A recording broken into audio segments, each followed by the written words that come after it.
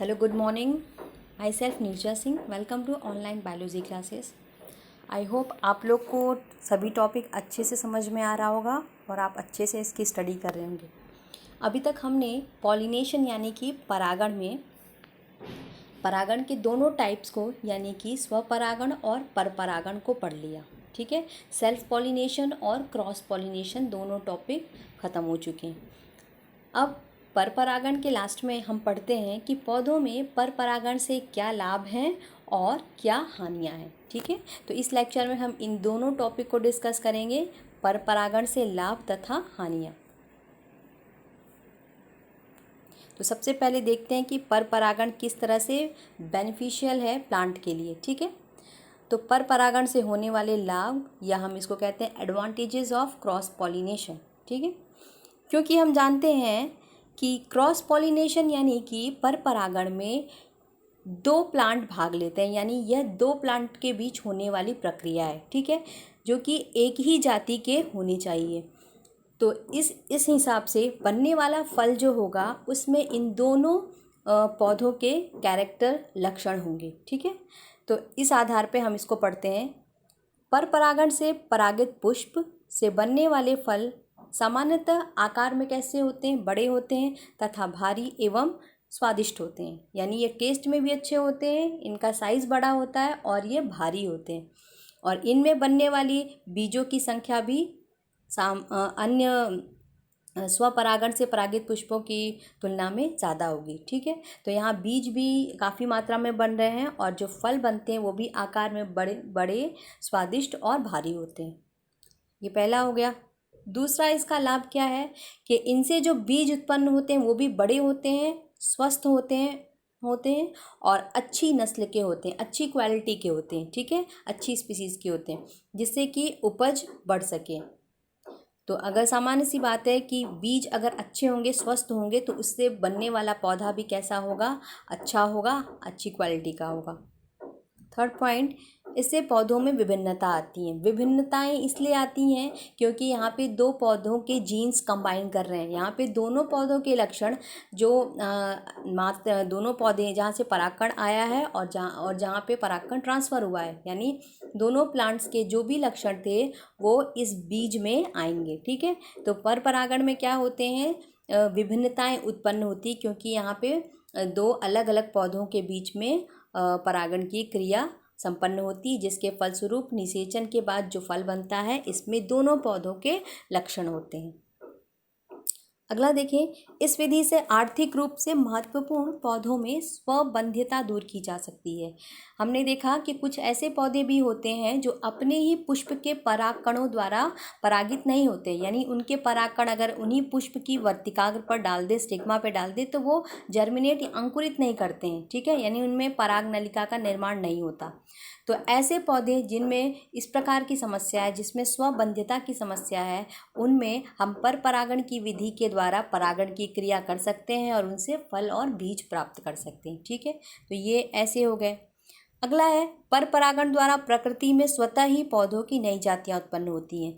क्योंकि यहाँ दो पौधों के बीच में परागण की क्रिया हो रही है, तो इनसे क्या होगा, जो भी नया पौधा बनेगा उसमें कुछ नए लक्षण होंगे और अच्छे लक्षण होंगे. ठीक है, तो यहाँ पे क्या हो रहा है, प्रकृति में स्वतः ही, ये नेचुरल प्रोसेस है, प्राकृतिक प्रोसेस है जो पौधों में पाई जाती है, जो बिना कह सकते हैं आर्टिफिशियल या कृत्रिम परागण के ही संपन्न हो रही है और इससे नई जातियाँ उत्पन्न हो रही हैं.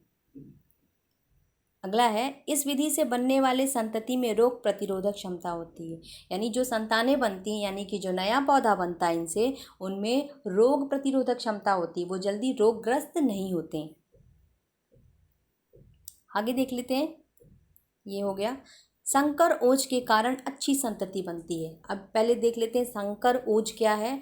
वैसे आगे एनसीईआरटी के चैप्टर में जहाँ पे आपको पादप प्रजनन दे रखा है वहाँ इसका डिटेल है, यहाँ भी बता देती हूँ कि जहाँ पे दो पौधे भाग लेते हैं तो उनसे जो संतानें बनती हैं, यानी जहाँ पे हाइब्रिड की बात हो रही है, संकरण हो रहा है, संकरण यानी कि दो अलग अलग पौधों के नर और मादा भाग मिलते हैं और उससे जो नया संतान या प्लांट प्राप्त होता है उसमें दोनों के गुण होते हैं, ठीक है। और ऐसा माना जाता है कि इन दोनों जनक प्लांट से बेटर होता है, यानी बनने वाली संतान, बनने वाला पौधा वो अपने जनक पौधों से क्वालिटी में, गुण में अच्छा होता है। इसे ही हम संकर ओज या हाइब्रिड वाइगर के नाम से जानते हैं, ठीक है। इसमें क्या होगा, जो नई प्लांट आ रहा है वो कैसा होगा, अपने माता पिता से तुलना में अच्छा होगा, यानी उसकी क्वालिटी इम्प्रूव हो जाती है, अच्छा बनता है, ठीक है। तो ये आपके हो गए पर परागण से लाभ, ठीक है। अब देखते हैं इनकी कुछ हानियाँ भी होती हैं,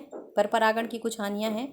तो इसमें पहला आता है, ये एक अनिश्चित प्रक्रिया है क्योंकि परागण के लिए वायु, जल और जंतुओं पर निर्भर होना पड़ता है।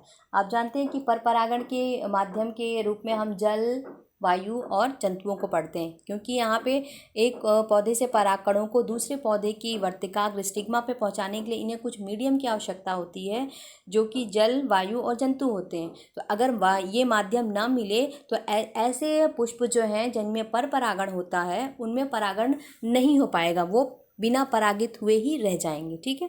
तो ये अनिश्चित प्रक्रिया है, हो भी सकती है और किसी में नहीं भी हो सकती, संयोगवश परागकण पहुंच भी सकते हैं और नहीं भी पहुंच सकते हैं, ठीक है। इसीलिए हम कहते हैं यहाँ पे ज़रूरी नहीं है कि परागण की क्रिया हो ही जाए, ठीक है।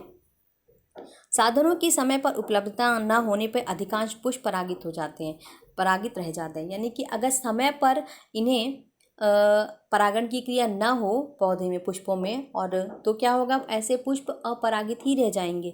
यानी कि ये साधन वायु, जल और जंतु पे क्योंकि ये निर्भर है, तो समय पे जैसे ही इस प्रकार की इनकी उपलब्धता ना हो तो ये अपरागित ही रह जाएंगे। पर परागित बीज सदैव संकर होते हैं, हाइब्रिड होते हैं। तो अगर हम चाहें कि किसी एक पौधे में जो लक्षण है वो पीढ़ी दर पीढ़ी स्थानांतरित होते रहे, यानी समयुग्मजी कंडीशन जो है वो प्राप्त करें, तो वो नहीं होगी, क्योंकि यहाँ पे हमेशा हाइब्रिड ही बनेगा, संकर बनेगा, क्योंकि दो पौधे आ रहे हैं, ठीक है। तो इस प्रकार से ऐसे बीज जो हैं हमेशा हाइब्रिड होते हैं, हम एक ही जाति के या एक ही लक्षणों वाले पौधे नहीं प्राप्त कर सकते इस विधि से। पर परागण से पुष्पों, विशेषकर अगर वायु परागित पुष्पों की बात करें तो उनमें बहुत ज़्यादा मात्रा में परागकणों को उत्पन्न करना पड़ता है, ठीक है। तो इस तरह से क्या होते हैं, बहुत ज़्यादा संख्या में परागकण नष्ट भी हो जाते हैं, क्योंकि उन्हें एक स्थान से दूसरे स्थान तक वायु के द्वारा जाना पड़ता है। तो इस प्रक्रिया के दौरान बहुत सारे परागकण नष्ट हो जाते हैं और कुछ ही हैं जो वर्तिकाग्र तक पहुँचकर परागण की क्रिया करते हैं, ठीक है। अगला है, कीटों को आकर्षित करने के लिए हम जानते हैं कि कीटों को आकर्षित करने के लिए बहुत सारे पुष्प हैं जिनकी पंखुड़ियाँ बड़ी होती हैं, साइज़ में पुष्प बड़े होते हैं, उनमें मकरंद ग्रंथियाँ मिलती हैं, यानी कह सकते हैं मीठा पदार्थ मिलता है जिसे हम नेक्टर कहते हैं, ठीक है। और इस प्रकार सुगंध विशेष प्रकार से पाई जाती है। तो इन सभी व्यवस्थाओं के लिए उन्हें अतिरिक्त ऊर्जा खर्च करनी पड़ती है। तो इस तरह से हम कह सकते हैं इन सभी चीज़ों में इनकी ऊर्जा की हानि होती है, लॉस होता है, ठीक है। संतति में अवांछित लक्षण भी आ जाते हैं। अब अगर दो पौधे भाग ले रहे हैं तो हो सकता है जिस भी पौधे का परागकण हो उसमें कुछ ऐसे भी लक्षण हो जो पौधे के लिए लाभकर ना हो, हानिकारक हो, तो वो भी क्या होंगे, अगले पौधे यानी आने वाली संतान में, पौधे प्लांट में क्या हो जाएंगे, ट्रांसफ़र हो जाएंगे। तो हमेशा ज़रूरी नहीं है कि सिर्फ अच्छे लक्षण ही ट्रांसफ़र हों, उस पौधे के जो भी लक्षण होंगे वो आने वाली नए प्लांट में, नई संतान में ट्रांसफ़र हो जाएंगे, ठीक है। तो संतति में अवांछित, अनडिज़ायरेबल कैरेक्टर, यानी जो हमें नहीं चाहिए वो भी साथ साथ आ जाते हैं लाभकर गुणों के साथ, ठीक है। तो ये आपका पूरा कंप्लीट हो गया, पर परागण से हानियाँ और लाभ। धन्यवाद।